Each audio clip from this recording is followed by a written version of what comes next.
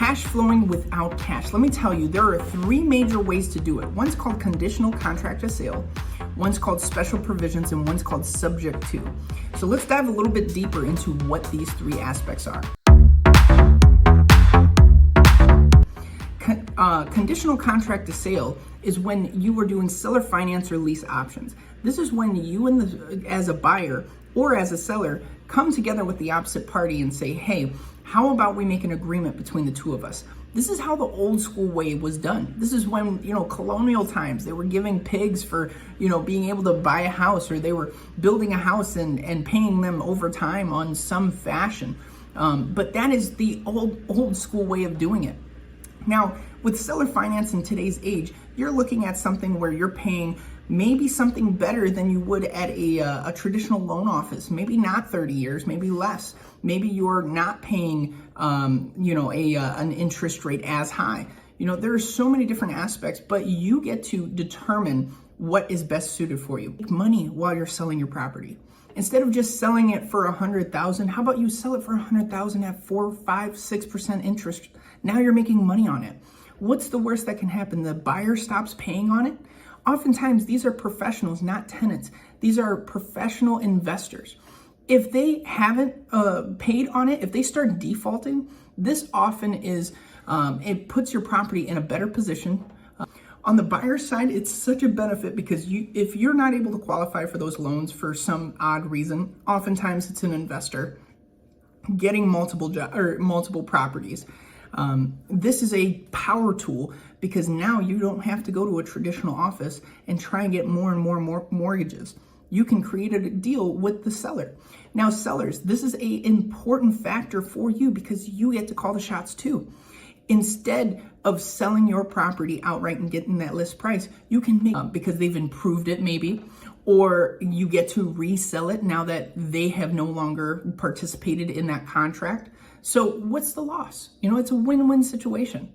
Now, let's talk about the other aspects. We have, the second one, lease option. Now, this is when you're really selling it to people, to the general public, right? I mean, you can sell both to the general public, but this one is specially made for you to sell to the common homeowner.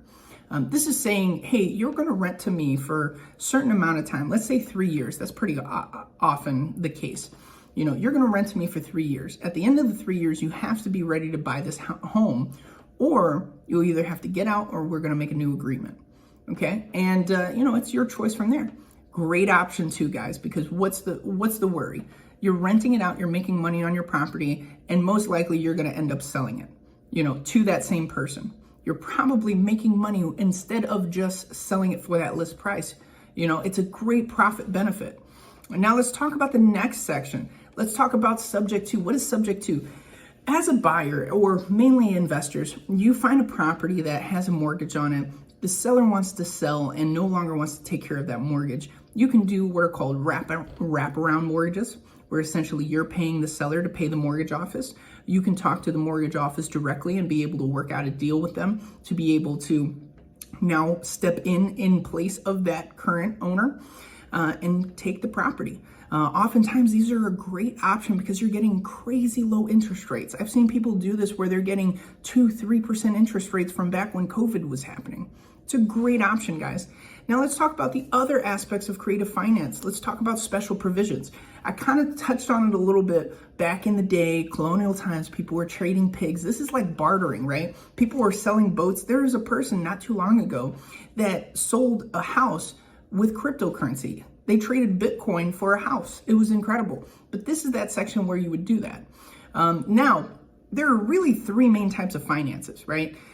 There's the traditional, there's the private, and then there is the hard money.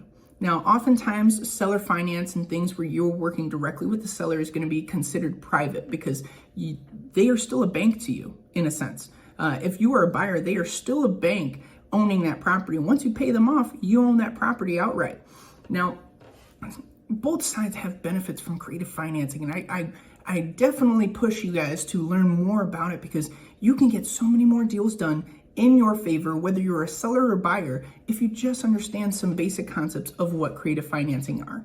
Okay, check back with me for more videos. It's going to be incredible. We're going to learn tons about creative financing. We're only touching the top, guys. All right, talk to you soon.